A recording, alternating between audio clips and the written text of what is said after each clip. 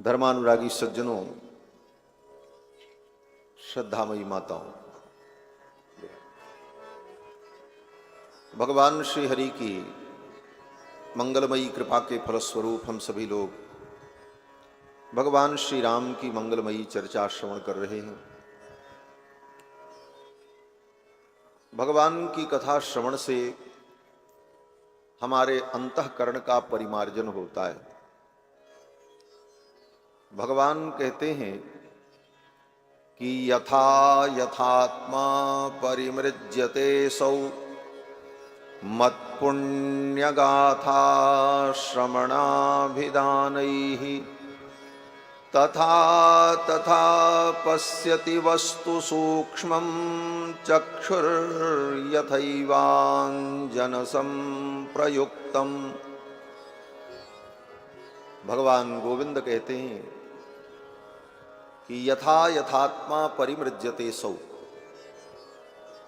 मत पुण्य गाथा श्रवणाभिधानैः।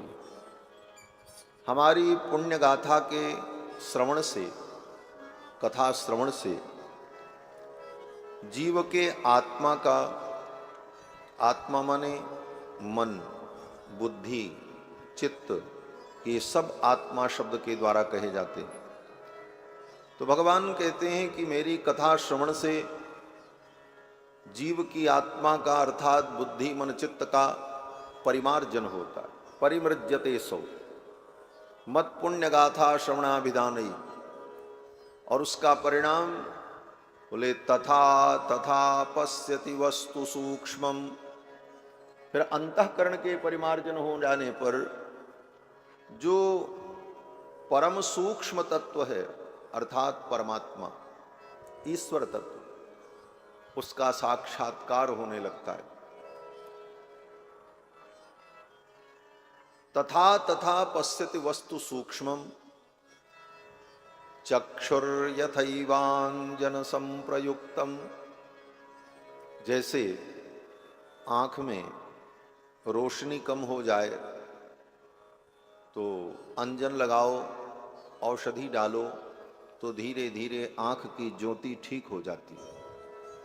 उसी प्रकार कथा श्रवण करते करते अंतःकरण जब निर्मल हो जाता है तो वह दृष्टि प्राप्त हो जाती है जिस दृष्टि के द्वारा हम भगवान का साक्षात्कार करते हैं। अंतःकरण को पवित्र करने के लिए ही कथा, भगवान का नाम, ये सब साधन है। हमारे बांके बिहारी जी ने कहा, भगवान के नाम संकीर्तन से, नाम जप से हमारा अंतःकरण निर्मल हो जाता है। भगवान का नाम तो समस्त धर्म का बीज, चाहे जप हो, तप हो, ज्ञान हो, विज्ञान हो, यज्ञ हो, साधना हो, उपासना हो, सेवा हो, परोपकार हो, परहित हो, ये सब धर्म के जो स्वरूप हैं, इन सब का मूल बीज भगवान का नाम है। बीजम धर्मद्रुमस्य, धर्मद्रुम, द्रुम माने वृक्ष, धर्म रूपी जो वृक्ष है उसकी बड़ी शाखाएं हैं।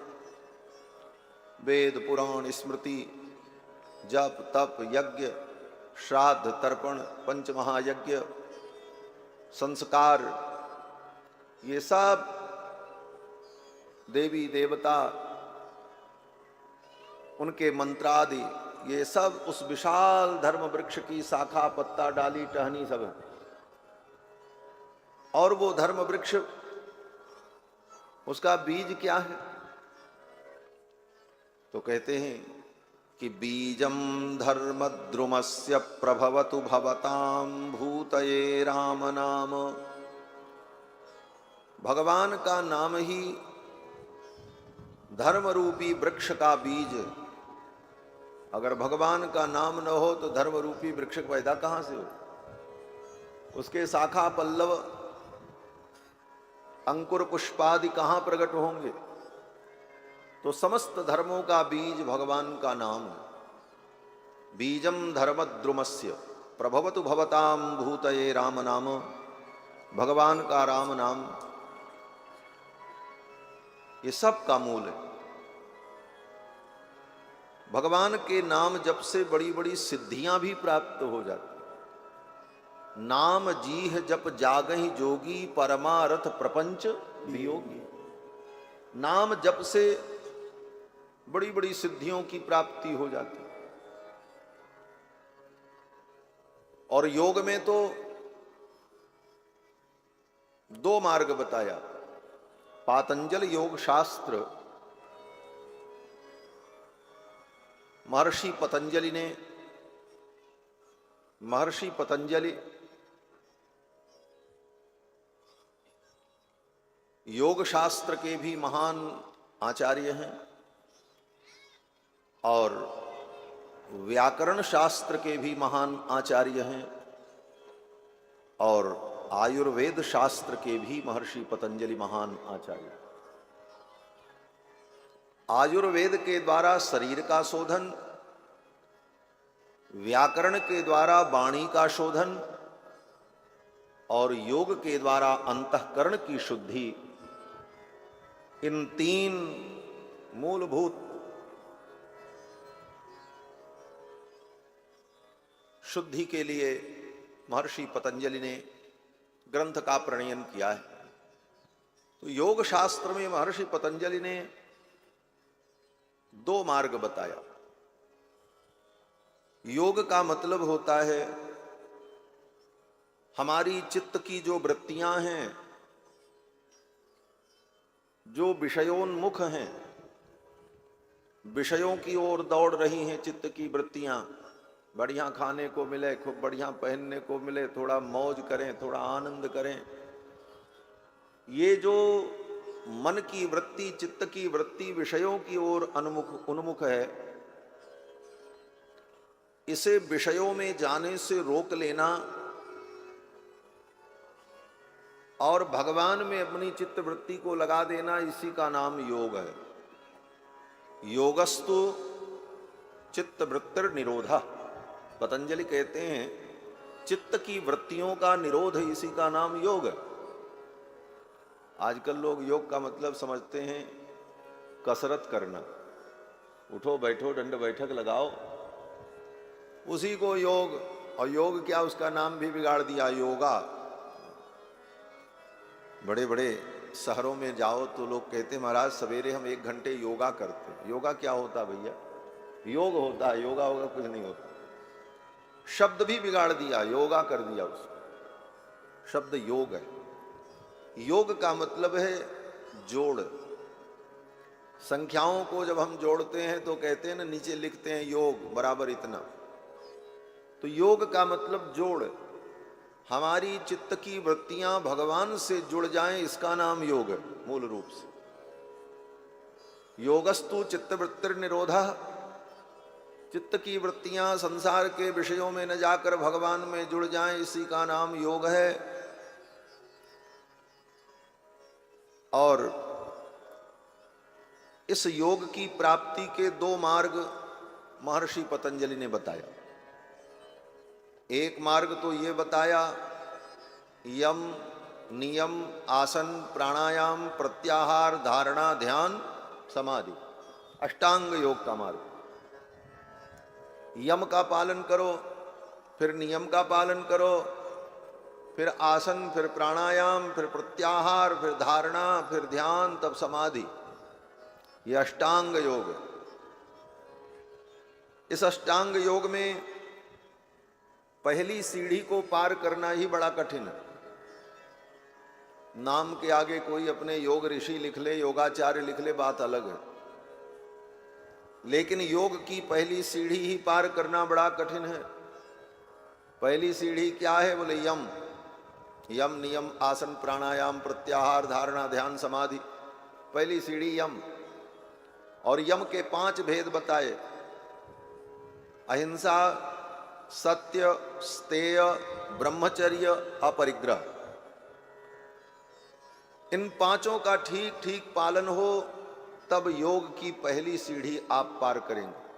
अहिंसा, मन वचन कर्म से किसी की हिंसा न हो। हम ऐसी वाणी भी न बोलें जिससे किसी को कष्ट हो। वाचिक हिंसा भी न हो। कहाँ संभव है? कोई व्यक्ति उपद्रव करेगा, गड़बड़ करेगा, क्रोध आएगा, आपको बोलना ही पड़ेगा। कोई अनुचित करेगा तो बोलना ही पड़ेगा। तो वाचिक हिंसा हो गई, अहिंसा का व्रत आपका खंडित हो गया। अहिंसा। दूसरा है सत्य। मन वचन कर्म से हम सत्य का पालन करें। बड़ा कठिन है। अस्तेय, किसी की भी वस्तु को बिना उसकी अनुमति के हम ग्रहण न करें, जो कल चर्चा आई। अस्तेय। चौथा बोले ब्रह्मचर्य। ब्रह्मचर्य क्या है? बोले 8 प्रकार के मैथुन का त्याग करना, इसका नाम ब्रह्मचर्य। 8 प्रकार का मैथुन क्या है?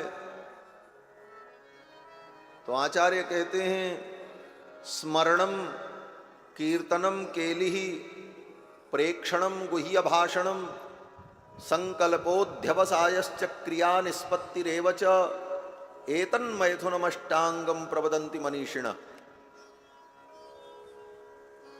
काम भाव से किसी का स्मरण भी किया तो आपका ब्रह्मचर्य खत्म। स्मरणम, कीर्तनम, उस विषय में चर्चा की, आप दूसरी कोटि में पहुंच गए। केली ही, उसके साथ उठना बैठना, क्रीड़ा विनोद। चौथा प्रेक्षणम, काम भाव से किसी को देखना। पांचवा बोले गुह्य भाषणम, एकांतिक वार्ता करना, एकांत में उससे कुछ मन की बातें कहना सुनना, ये गुह्य भाषण। संकल्पो, उसे प्राप्त करने के लिए संकल्प मन में उत्पन्न होना। अध्यवसायश्च, और उसका निश्चय कर लेना कि हमको ऐसा करना ही है, ये अध्यवसाय। और इन 7 सोपानों को पार करने के बाद अंतिम क्रिया निष्पत्ति। एतद मैथुनमष्टांगम प्रवदन्ति मनीषिणः। 8 प्रकार के इस रति का शास्त्र में वर्णन किया। इन 8 से जो मुक्त हो, स्मरण भी न हो, कीर्तन भी न हो, चर्चा भी न हो, तब ब्रह्मचर्य व्रत पूरा होता है। अहिंसा, सत्य, अस्तेय, ब्रह्मचर्य और अपरिग्रह। अपरिग्रह, किसी भी वस्तु की कामना करना, संग्रह करना, उन वस्तुओं में अपने मन को आसक्त करना, ये परिग्रह है। हम परिग्रह से मुक्त हों, अपरिग्रही हो। इन 5 सोपानों को जो पार करे वो योग की पहली सीढ़ी पार करता है। इसके बाद भी 7 बची। विचार कर लेना कौन योगी है इस धरती पर। नाम से कोई भले योगी लिख करके घूमे, जो वास्तव में वो योगी होगा वो संसार के प्रपंच में रहेगा नहीं। वो तो किसी जंगल की कंदरा में एकांत बैठ करके योग में निमग्न होगा। योग का एक मार्ग ये, यम नियम, फिर उसके बाद नियम। नियम माने इंद्रियों को विषय में जाने से रोककर शास्त्र के विधान का समुचित पालन करना, इसका नाम नियम। यम नियम। आसन, स्थिर सुखमासनम, 8-8 घंटे 10-10 घंटे तक सुखपूर्वक एक आसन से बैठ करके ब्रह्म का ध्यान, परमात्मा का ध्यान, शास्त्र का स्वाध्याय करने का सामर्थ्य अपने अंदर प्रकट कर लेना, इसका नाम आसन है। वो वृश्चिक आसन और मकर आसन और फलाना आसन, वो तो शरीर स्वस्थ रखने के लिए, उसका प्रयोजन योग से दूर दूर तक कहीं कुछ नहीं है। योग में जिस आसन का वर्णन है वो तो स्थिर सुखमासनम, पतंजलि कहते हैं। स्थिरता पूर्वक, सुख पूर्वक आप बैठे रहें। 4 घंटा कथा में बैठने को कहो तो 4 बार व्यक्ति करवट बदलता है, इधर उठो उधर उठो, इधर कमर टेढ़ी उधर कमर टेढ़ी। एक आसन से बैठ जाने के बाद 5-5 घंटे 6-6 घंटे तक आप सुखपूर्वक बैठे रहें, कहीं कोई आपको असुविधा न हो, तब आपका योग सफल होगा, तभी आप किसी योग में सफल होंगे। तो यम नियम आसन प्राणायाम, प्राणायाम के द्वारा वायु का शोधन करना, कुंभक रेचक पूरक, इन 3 प्राणायामों के द्वारा वायु का शोधन करना, वायु तत्व पर नियंत्रण प्राप्त करना। तो इस प्रकार से यम नियम आसन प्राणायाम प्रत्याहार, प्रत्याहार माने इंद्रियों के आहार को सीमित करना, उतना ही हम देखें जितनी जरूरत हो, उतना ही सुने जितनी जरूरत हो, दुनिया का प्रपंच देखना सुनना इन सब से मुक्त होना, प्रत्याहार। फिर धारणा, फिर जिस तत्व को हमें प्राप्त करना है उस तत्व में हमारी धारणा दृढ़ हो जाए, और इतनी धारणा दृढ़ हो जाए कि आंख बंद करते ही हम ध्यान करें तो वह स्वरूप, वो झांकी हमारे आंखों के सामने प्रकट हो जाए, ये ध्यान। लेकिन वो ध्यान कैसा हो? बोले अखंड हो, तेल की धारा के समान अखंड ध्यान, वो ध्यान खंडित न हो। और वो ध्यान जब अखंड हो जाए तब बुद्धि हमारी उसी में स्थिर हो जाए, इसका नाम समाधि। समाधि माने समधि, धी माने बुद्धि। ये योग की इतनी बड़ी प्रक्रिया है। इस मार्ग से, योग मार्ग से अपने मन को, चित्त को भगवान में लगा करके समाधिस्थ हो जाना बड़ा कठिन। तब पतंजलि ने दूसरा मार्ग बताया, जिस मार्ग की हम चर्चा करना चाहते प्रसंगवश। दूसरा मार्ग बताते हैं महर्षि पतंजलि कि परमात्मा के नाम का जप करना। ये योग शास्त्र में पतंजलि ने कहा। तो प्रश्न किया परमात्मा का नाम क्या है? तो महर्षि पतंजलि कहते हैं तस्य वाचको प्रणवः, उसका वाचक प्रणव है। तो प्रणव तो केवल द्विज के लिए है, ब्राह्मण क्षत्रिय वैश्य उपनीत द्विज जो है प्रणव का जप करें। ओम ओम इत्येकाक्षर ब्रह्म, ओम यह एक अक्षर ही ब्रह्म है, इसका अनुसंधान। और सामान्य प्राणी के लिए, बोले सामान्य प्राणी के लिए भगवान का कोई भी नाम, क्योंकि नाम में ये व्यवस्था बंधन नहीं। और नाम जप करने लग जाए तो नाम जप में, नाम जप करते करते करते करते योग की उस स्थिति को व्यक्ति प्राप्त कर लेता है। ये सरल मार्ग है। इसी बात को गोस्वामी जी ने कहा, नाम जीह जप जागहि जोगी परमारथ प्रपंच बीहु।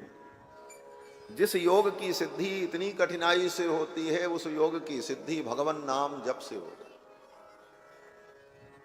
भगवान का नाम समस्त धर्मों का बीज है।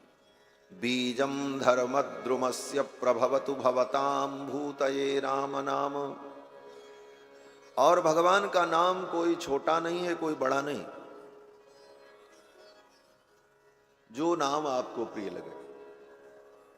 इसमें भी लोग लड़ाई करते, बोले ये नाम ज्यादा अच्छा है। भगवान का सब नाम कल्याणप्रद है। हाँ, ये बात अलग है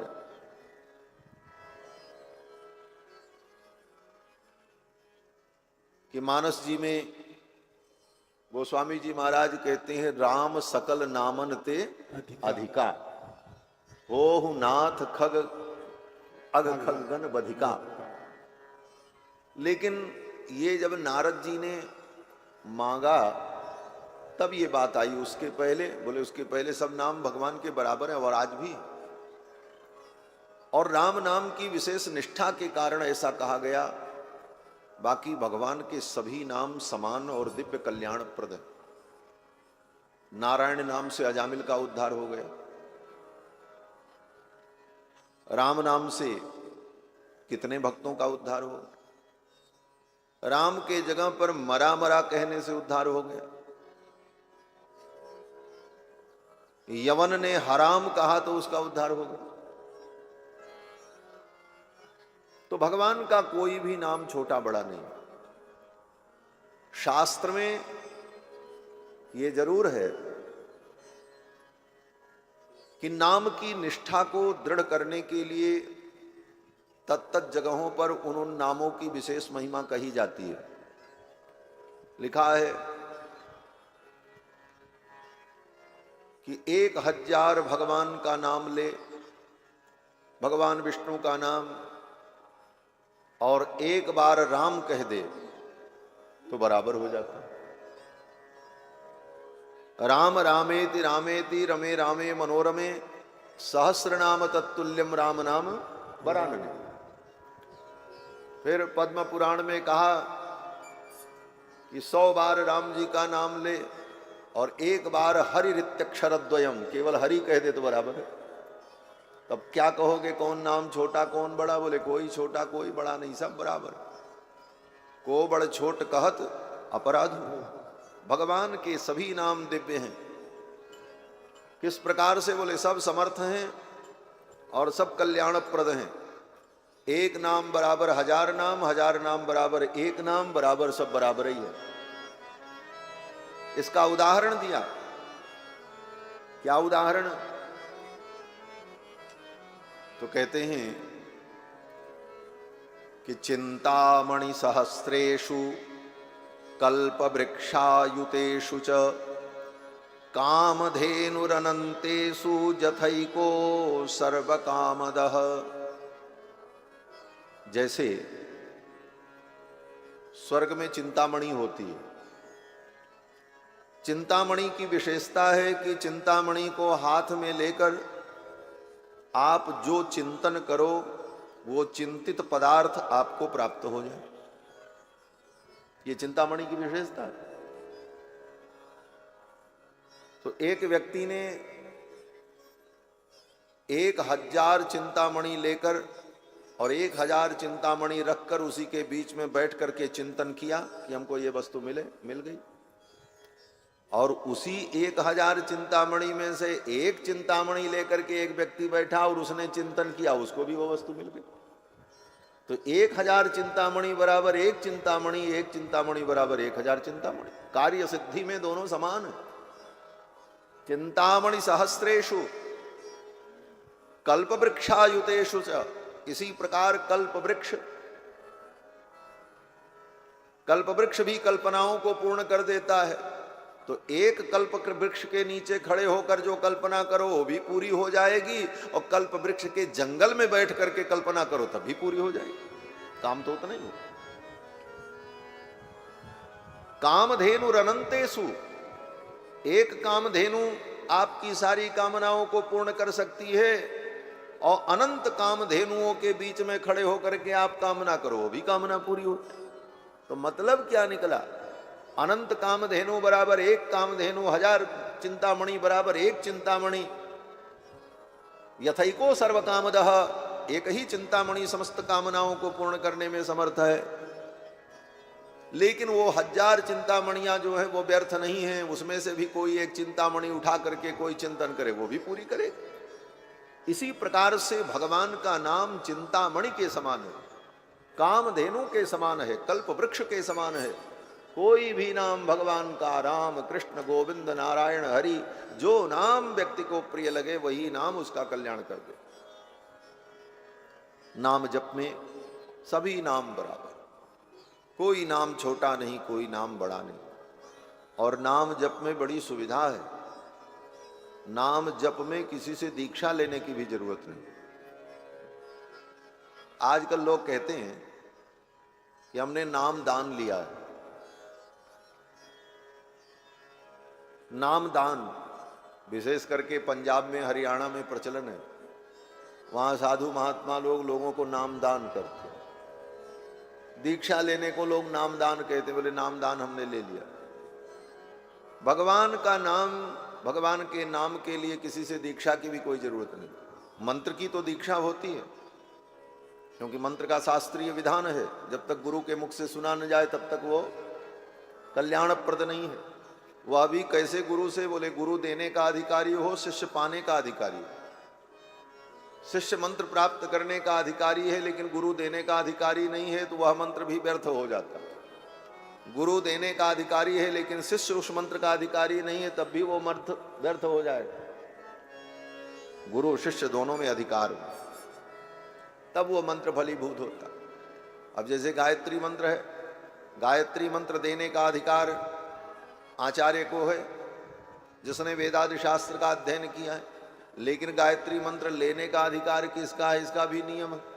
अब कोई स्त्री कहे हम गायत्री मंत्र लेंगे और कोई आचार्य उसको गायत्री मंत्र दे दे, बोले वो स्त्री भी नरक जाएगी और वो आचार्य भी नरक जाएगा। क्यों? बोले वो अधिकारी नहीं थी।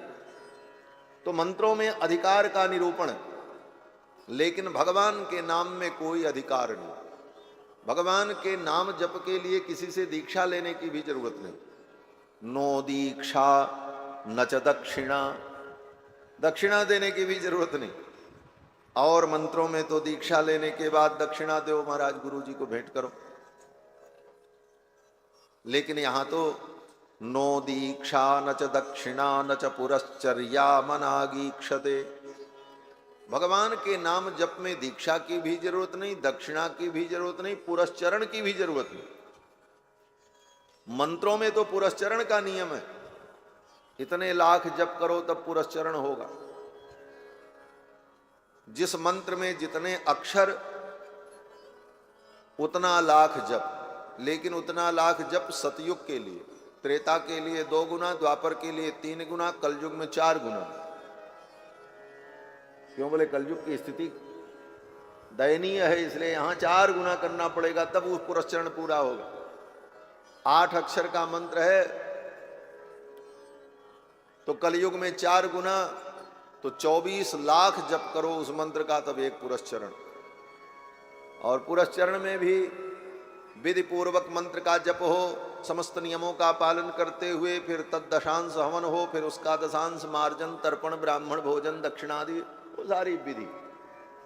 लेकिन भगवान के नाम में इन सब विधियों की भी कोई अपेक्षा नहीं।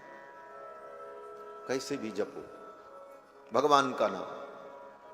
नो दीक्षा न च दक्षिणा न च पुरश्चर्या मनागीक्ष, पुरस्चरण की भी जरूरत नहीं। और कितना जपें? बोले इसकी भी कोई सीमा नहीं, जितना जपो। राम नाम की लूट है, लूट सके सो लूट, लूटो जितना लूट, कोई नियम नहीं। कितना जपना है? बोले जितना जप सको।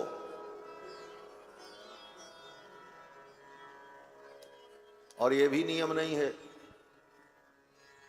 कि माला से जपो तो एक एक मनिया पूरी पूरी जो है पार हो तब मंत्र जप होगा, और मंत्र जपो तो जल्दबाजी में 2 मनिया खसक गई तो आपका जप बिगड़ गया।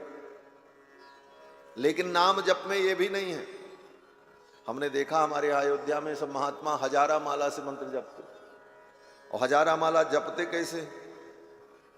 बोले हजारा माला सामने रख लिया और एक हाथ से इधर पकड़ा, एक हाथ से इधर, हो सीताराम सीताराम, एक बार में 8-8, 10-10 मन का पार। सटासट सटासट ऐसे खींचते रहते, सीताराम सीताराम सीताराम सीताराम। हमने एक बार अपने स्वामी जी से पूछा, स्वामी जी ऐसे जप का क्या मतलब? एक बार में 10 मन का पार हो गई। बोले जप थोड़ी कर रहे हैं। बोले तब? बोले हम तो राम नाम की लूट कर रहे हैं। राम नाम की लूट है, लूट सके सो लूट। क्यों? बोले जब लूट होती है तब गणना नहीं होती। आप ऐसे सोचो कि आप यहां बैठे हो और ऊपर से सोने की मोहर बरसने लग जाए, तो सोने की मोहर बरसने लग जाए तो हर व्यक्ति लूटने में लग जाएगा, चलो भाई बटोरे। तो जब सोने की मोहर बरसेगी, सोने की मोहर की लूट होगी, तो लूटते समय आप गिनने के चक्कर में पड़ोगे कि बटोरने के चक्कर में पड़ोगे? ये बता। हर आदमी यही सोचेगा पहले बटोर के झोला में रखो, जितना रख पाओ, गिनेंगे बाद में वहां चल करके कितना है कितना नहीं। अभी गिनने के चक्कर में लूटने में कमजोरी हो जाएगी। इसलिए इस संसार में भगवान के नाम की लूट हो रही, लूट लो जितना लूटना है, गिनने की कोई जरूरत नहीं। इसीलिए महात्मा गिनते नहीं, वो तो लूटते रहते। राम नाम की लूट है, लूट सके सो लूट, अंत काल पछताएगा जब प्राण जाएंगे छूट। क्यों? बोले लूट ज्यादा देर नहीं होती, सोने की मोहर बरसने लग जाए कितनी देर? बोले जब तक प्रशासन को पता न चले। जहां प्रशासन को पता चला तहां फोर्स आएगी, सेना आएगी, आदमी हटाए जाएंगे, बंद करो, माजरा क्या है, मामला क्या है, इसकी जांच हो। बोले तब नहीं लूट पाओगे। इस जीवन में राम नाम की लूट तब तक है जब तक मृत्यु ना आ जाए, जब तक काल नहीं आ रहा है तब तक जितना लूट पाओ जल्दी जल्दी लूट लो। राम नाम की लूट है, लूट सके सो लूट, अंत काल पछताएगा जब प्राण जाएंगे छूट। तो भगवान के नाम में न दक्षिणा की जरूरत है, न दीक्षा की जरूरत है, न पुरस्चरण की जरूरत है। बस उठते बैठते चलते फिरते राम ही सुमिरिय, राम ही सुमिरिय गाइय, राम ही सुमिरिय गाइय, राम ही संतत सुनिय राम गुण ग्राम ही, संतत सुनिय राम गुण ग्राम ही। राम ही सुमिरिय गाइय, राम ही सुमिरिय गाइय, राम ही संतत सुनिय राम गुण ग्राम ही, संतत सुनिय राम गुण ग्राम। बस राम जी का सुमिरन होता रहे और नाम जप व्यक्ति के सारे पाप को नष्ट करके अंतःकरण को शुद्ध कर दे। नाम जप की महिमा हमने नहीं कही थी, शायद इसीलिए बांके बिहारी जी ने बात छेड़ दी। बात आ गई, सब बात अच्छी है और महत्वपूर्ण है, अनुकरणीय है। भगवान का नाम, भगवान हरि के नाम में पाप का निर्दहन करने की जो शक्ति है, तावत कर्तुम न शक्नोति पातकम पातकी जना। पातकी प्राणी उतना पाप कर नहीं सकता जितना पाप नष्ट करने की क्षमता भगवान के नाम। केवल एक बार नाम कहने से सारे पाप नष्ट हो जाते। नाम ग्रहणम अशेषाघहरम विदुः, उस प्रसंग में श्रीमद् भागवत के व्याख्याकार श्री विश्वनाथ चक्रवर्ती पाद कहते हैं कि भगवान का एक बार नाम ले लिया जाए सारे पाप नष्ट हो। आजकल तो कुछ लोग इतने बड़े विद्वान हो गए, सारे टीकाकारों को ही कूड़ा बता रहे हैं। उनकी बुद्धि में कूड़ा भर गया, उनकी बुद्धि में कूड़ा भर गया है। जिन टीकाकारों को पढ़ करके उन्हीं के प्रसाद को चाट करके विद्वान बने, उन्हीं महापुरुषों के ऊपर अपने अहंकार के कारण इस प्रकार का आरोप लगाना, यह ज्ञान का अपच, ज्ञान पचा नहीं। भोजन बहुत बढ़िया करो, पच जाए तो शरीर को पुष्टि मिलती है, और जब पचता नहीं है तब क्या होता? बोले तब उल्टी होती, और जो उल्टी होती है वो कुत्ते के भी खाने लायक नहीं रहती। तो ऐसी अपच की उल्टी विद्या की नहीं होनी चाहिए। इन टीकाकारों ने, भागवत के महान विद्वान श्रीधर स्वामी जी ने, जिनकी टीका की प्रशंसा भक्तमाल में श्री नाभादास जी महाराज ने, जिन श्री श्रीधर स्वामी की टीका को स्वयं भगवान ने प्रमाणित किया। भगवान ने कहा श्रीधर सकलम वेत्ति। भागवत के महान विद्वान श्रीधर स्वामी जी महाराज, जिनकी श्रीधरी टीका भागवत की बड़ी प्रसिद्ध है, बड़े बड़े विद्वान उसका स्वाध्याय करते हैं, ज्ञान वैराग्य भक्ति से पूर्ण।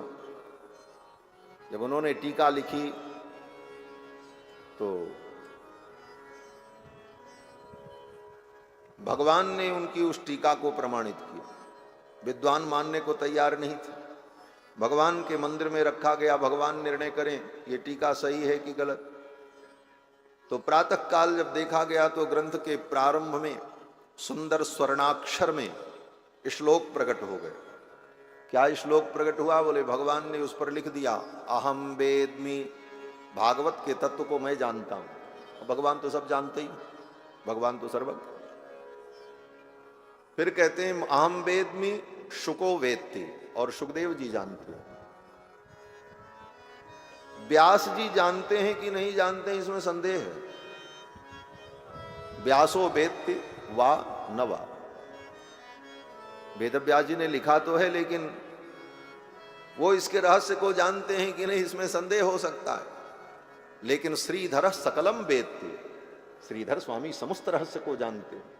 क्यों जानते हैं, कैसे जानते हैं? बोले श्री नरसिंह प्रसादतः, भगवान नरसिंह की कृपा से।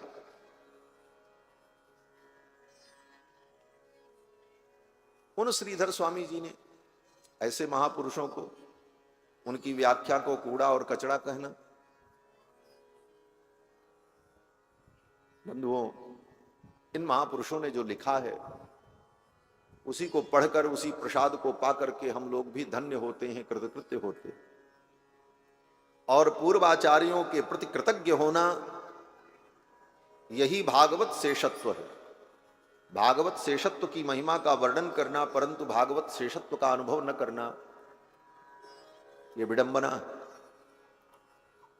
तो श्री चक्रवर्ती पाद अपनी व्याख्या में कहते हैं कि एक बार भगवान का नाम लेने से सारे पाप नष्ट हो जाते। तो प्रश्न हुआ कि अजामिल ने जब अपने बेटे का नाम नारायण रखा होगा तो उस दिन तो नारायण कहा ही होगा। तो पहले दिन जब उसने नारायण कहा, और भगवान का नाम कहने में ये भगवान का नाम है इसलिए हम कह रहे हैं, इस भावना की भी जरूरत नहीं है। खाली वो शब्द मुंह से निकल जाए, बस इतना ही कल्याण करता। सांकेत्यम परिहास्यम वा स्तोभम हेलन में हुआ, भाव कुभाव अनख आलसहू, नाम जपत मंगल दिशि दसहू। तो जब पहली बार उसने नारायण नाम का उच्चारण किया, उसी समय उसके सारे पाप नष्ट हो गए। तो कहते हाँ, सारे पाप नष्ट हो गए। बोले तो बाद में उसने जो नारायण नारायण कहा, नारायण पानी लाओ, नारायण भोजन लाओ, नारायण ये करो, नारायण सुनो, इन नामों के उच्चारण का फल क्या हुआ? तो आचार्य चरण कहते हैं इन नाम के उच्चारण का फल ये हुआ कि इसी जन्म में उसे बोध प्राप्त हो गया, ज्ञान प्राप्त हो गया, और उसे तत्वबोध हो गया, उसका अज्ञान निवृत्त हो गया, और उसके हृदय में भक्ति आ गई। पाप का नाश करने के लिए तो एक ही नाम पर्याप्त था। बाकी नाम, बोले बाकी नाम भक्ति का संवर्धन करने में सहायक बन गया, और इसी जीवन में उसे भगवान की भक्ति प्राप्त हो गई, और सब कुछ से मुक्त होकर हरिद्वार में जाकर के गंगा के तट पर अजामिल ने नाम जप किया, और उसे परम कल्याण की प्राप्ति हुई। अपुत अजामिल गज गनिकाऊ, मुकुट भये हरिनाम प्रभाऊ। भगवान के नाम के प्रभाव से। तो भगवान के नाम की बड़ी महिमा। कुछ मत करो, चलते फिरते उठते बैठते जब याद आ जाए, जो नाम याद आ जाए, श्री कृष्ण गोविंद हरे मुरारे, हे नाथ नारायण वासुदेव, हे गोविंद, हे केशव, हे माधव, हे मुरारी, कोई भी नाम, अंतःकरण शुद्ध होगा, वाणी पवित्र होगी, भगवान के चरणों की भक्ति प्राप्त होगी। कोई भी नाम, जो नाम आपको प्रिय लगे, जिसमें रुचि। तो भगवान के नाम की इतनी महिमा है। और इस कलयुग में तो और जितने साधन हैं सब बहुत अच्छे हैं, सभी साधनों की महिमा है, लेकिन वो सब साधन बड़े कठिन हैं। गोस्वामी जी महाराज कहते हैं कि दम दुर्गम दान दया मख कर्म सुधर्म अधीन सबे धन को, तप तीरथ साधन जोग विराग सुहोय नहीं दृढ़ता तन को, कलिकाल कराल में राम कृपाल यह अवलंबु बड़ो मन को, तुलसी सब संयम हीन सबे एक नाम आधार सबे जन को। दम दुर्गम, इंद्रियों का दमन करने बड़ा कठिन है। दान दया मख कर्म, दान करना, दया करना, यज्ञ करना, बोले ये धन के अधीन है, जिसके पास धन हो वो कर सकता है, निर्धन नहीं कर सकता। सुधर्म अधीन सबे धन को, तप तीर्थ साधन, तप और तीर्थ से भी कल्याण होता है। जोग विराग, बोले इससे भी कल्याण होता है। बोले तप तीर्थ और जोग विराग ये साधन बड़े अच्छे हैं, लेकिन ये तब होंगे जब तुम्हारा तन मजबूत हो। आज कलयुग में आदमी इतना सुविधा भोगी हो गया है कि 15 मिनट बिजली चली जाए गर्मी के दिन में तो हाय तौबा मच जाती। ऊपर नीचे छत पे टहलो, यहां करो, बिजली चली गई, फोन करो, ये करो। हम इतने सुविधा भोगी हो चुके हैं कि इस तन से न तप हो पाता न तीर्थ। तीर्थों में भी लोग पर्यटन करने जाते हैं। आजकल तीर्थ पर्यटन स्थल बन गए, तीर्थ स्थल नहीं रहे। घूमने लोग जाते हैं, भगवान का दर्शन कम, सेल्फी ज्यादा। इतना बड़ा बड़ा डंडा लेकर के ऐसे सेल्फी लेते। पर्यटन करने गए हैं, तीर्थ करने गए नहीं। इसलिए तीर्थ में जाने का भी फल उनको नहीं मिलता। तीर्थ का फल तब मिलता है जब पवित्र भाव से सारे विकारों को त्याग करके तीर्थ का सेवन किया जाए। पैदल चल करके नंगे पांव तीर्थ में जाया जाए और तीर्थ में जाते ही मुंडन कराया जाए, सिर के बाल मुड़ाए जाएं। फिर उस तीर्थ के अधिदेवता का पूजन हो और फिर पितरों का वहां पर पिंडदान करें, तीर्थ श्राद्ध। और इतना करने के बाद कम से कम 3 रात्रि उस तीर्थ में निवास करे, तब तीर्थ फल मश्नुते, तब उसे तीर्थ का फल मिलता है। कहां कौन तीर्थ करता है? सब घूमने जाते हैं। पहले लोग जाते थे, कितनी तैयारी करते थे। बोले गया बद्री जाना, बार मुड़ाया, कितने नियम के ये सब धो धा करके सामान तैयार किया। रास्ते में किसी का अन्न नहीं लेना है, किसी की कोई वस्तु नहीं लेनी, अपना खाना है, भजन करना है।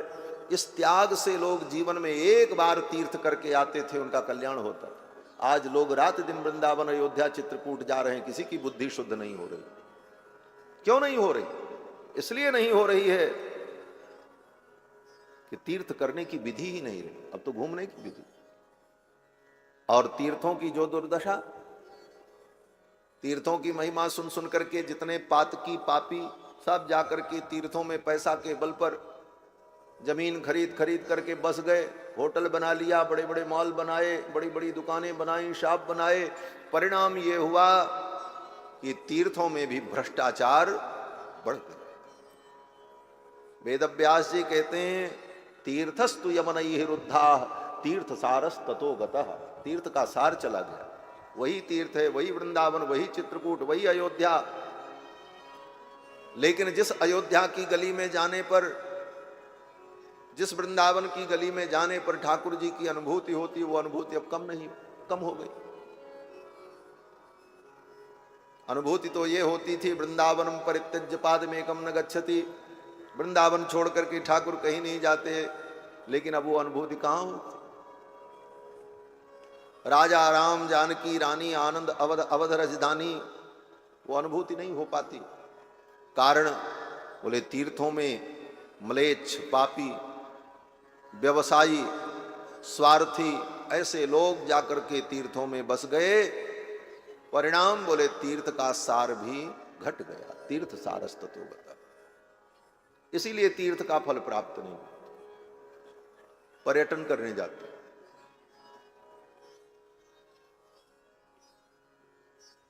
तो तीर्थ का भी फल तब प्राप्त हो जब तन में हमारे अंदर वो त्याग हो।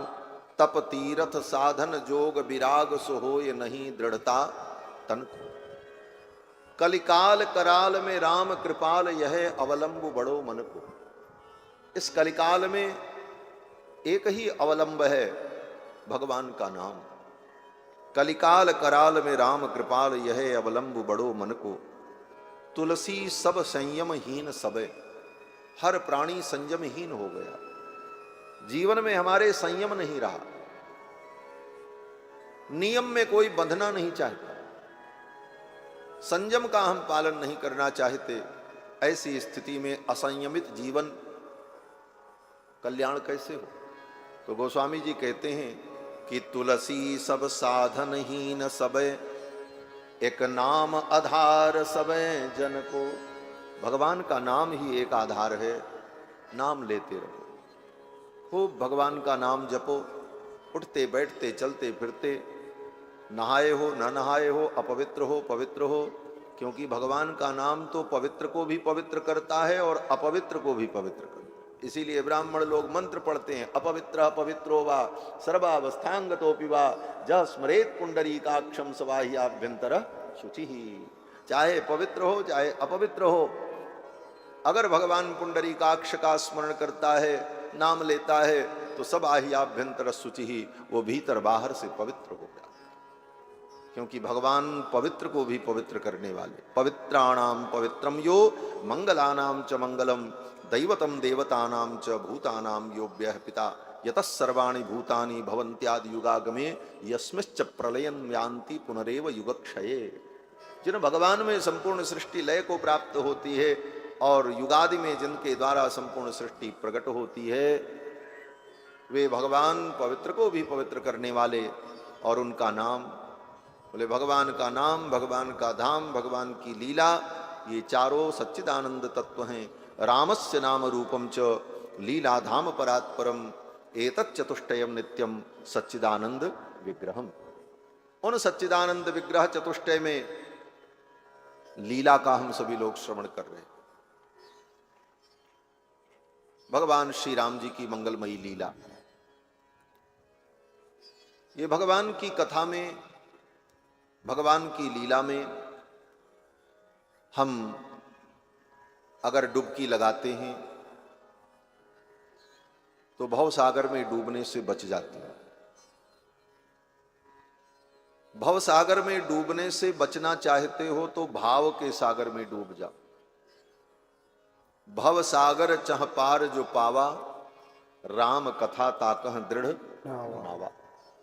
भव सागर से पार होना है तो भाव के सागर में डूब जा। भाव के सागर में कैसे डूबे? बोले ये कथा ही हमको भाव के सागर में डुबोती है। जितनी देर हम कथा सुनते हैं उस समय भाव में ही तो रहते, राम जी का भाव। उन कथाओं को सुन सुन करके हमारा मन चित्त उस भाव में डूबा रहता है। यही भाव के सागर में डूबने की विधि है। भव सागर चह पार जो पावा, राम कथा ताकह दृढ़ नावा। कल के चरित्र में आप सभी लोगों ने श्रवण किया कि भगवान ने मिथिला में धनुष तोड़ा। तोड़ने की कोई प्रतिज्ञा नहीं थी। धनुष भगवान शंकर का आयुध, और ऐसे पवित्र धनुष की पूजा होती थी। जिसकी पूजा हो उसको तोड़ा जाए, तोड़ने की बात नहीं थी। आरोपण करने की बात थी, जो इस पर प्रत्यंचा चढ़ा दे, डोरी बांध करके इसको खींच दे, इसकी प्रत्यंचा को, जिससे उसकी वीरता प्रकट हो। तो भगवान श्री राम ने डोरी को इतना खींच दिया, इतना खींच दिया कि वो झुकते झुकते टूट गए।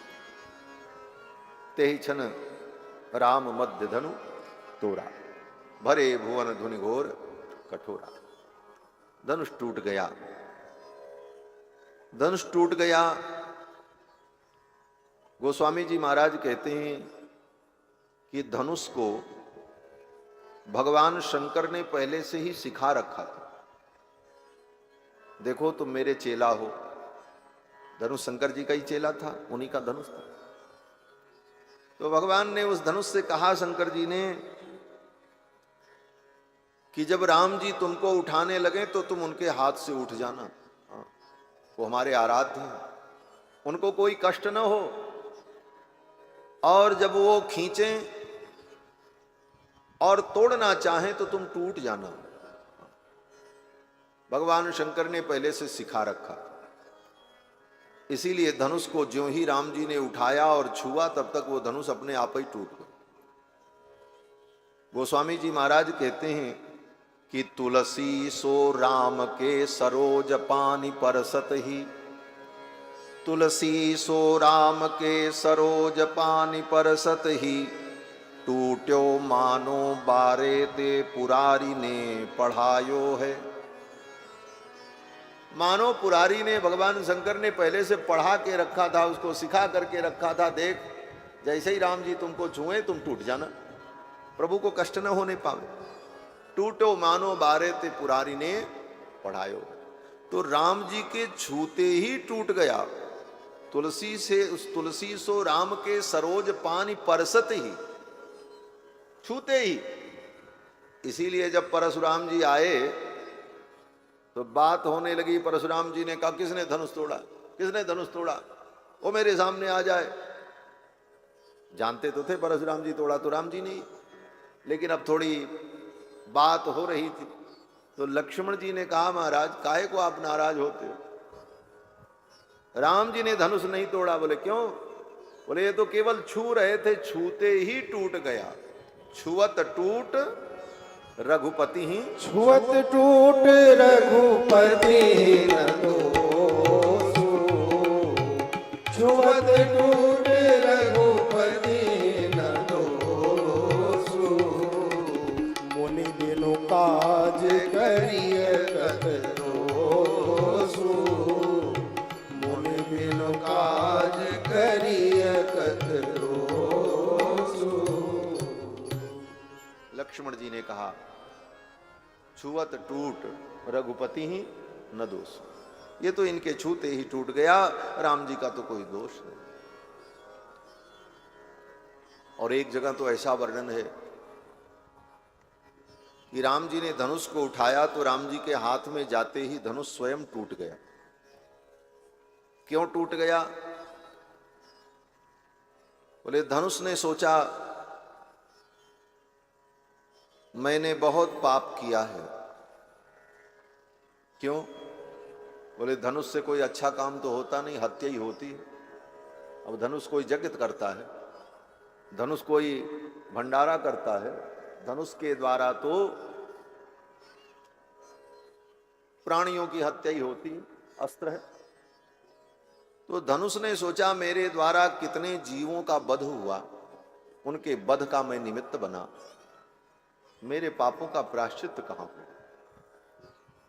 तो शास्त्र कहता है पाप का प्रायश्चित करने के लिए किसी तीर्थ में जाओ, तपस्या करो। धनुष ने सोचा हम तो चल भी नहीं सकते, जाएं कहां, एक जगह रख दिए गए तो पड़े, तो किसी तीर्थ में भी नहीं जा सकते, तो मेरे पापों का प्रायश्चित कैसे? तो धनुष ने विचार किया कि किसी तीर्थ में अगर प्राणों का त्याग कर दिया जाए तो व्यक्ति पाप मुक्त हो जाता है। ये तीर्थ की महिमा है। कैसा भी पापी क्यों न हो, तीर्थ में प्राण छूट जाए तो उसे मुक्ति मिल जाती। लेकिन अब किस तीर्थ में जाए वो धनुष, जा नहीं सकता कहीं। राम जी स्वयं चल करके जब मिथिला आए, राम जी ने हाथ में उठाया तो धनुष ने सोचा राम जी का कर कमल रूपी जो तीर्थ है, राम जी के कर कमल रूपी तीर्थ में मैं अपने प्राणों का त्याग कर दूं, इससे बढ़िया मौका। बोले कर कमल तीर्थ? बोले जब सामान्य प्राणी के कर में 3 तीर्थ होते हैं, हमारे आपके हाथ में भी 3 तीर्थ होते हैं। बोले हाथ में तीर्थ? बोले हाँ। जब तर्पण किया जाता है पितरों का, तो पितरों को पानी दिया जाता है तो ऐसे दिया जाता है, अंगूठा और तर्जनी के मध्य से।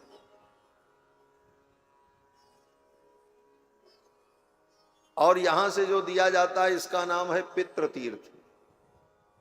तर्जनी उंगली और अंगूठे के बीच का जो स्थान, ये पितृ तीर्थ। ऐसे पानी दिया जाए ये देव तीर्थ है। देवताओं को तर्पण किया जाता तो ऐसे किया जाता, अग्निस्तृप्यतु प्रजापतिस्तृप्यतु विश्वे देवास्तृप्यन्तु, ऐसा। और पितरों का जब तर्पण होता है, अमुक गोत्रस्मत् पितः तृप्यतु, ये पितृतीर्थ। और जब दिव्य ऋषियों का तर्पण होता है तो ऋषि तीर्थ। कनिष्ठिका उंगली और यहां से मध्य का जो भाग है ये ऋषि तीर्थ।